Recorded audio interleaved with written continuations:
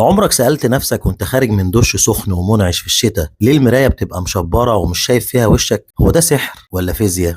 في ناس فاكرة ان ده مجرد دخان من المية السخنة، لكن الحقيقة ان اللي قدامك ده مية حقيقية، بس ازاي وصلت للمراية وكانت بخار؟ الموضوع ببساطة اسمه كوندنسيشن او التكثف. بخار المية السخن بيطير في الجو، واول ما بيلمس سطح بارد زي المراية بيفقد طاقته وبيتحول من الحالة الغازية اللي هي الجاز للحالة السائلة اللي هي الليكويد، ويبقى في شكل نقط مية صغيرة هي اللي بتعمل التشبيرة اللي انت شايفها دي. وده يا بطل جزء اساسي من درس changes of state في الساينس، تغيرات الحالة من ليكويد لجاز ومن جاز لليكويد ومن سوليد لليكويد، وكل تغير منهم بيبقى ليه اسم معين. سؤال بقى للأذكياء، ليه التشبيرة دي بتختفي لو فتحنا الشباك أو شغلنا الشفاط؟ يلا يا بطل اكتب لي الإجابة في الكومنتات، هختار 3 إجابات عشوائية وليهم جايزة مهمة وليهم تحية خاصة في الفيديو الجاي. كنت معاكم مستر محمد الشهاوي، مدرس خبير ساينس معاه أسهل والحياة أجمل. سلام.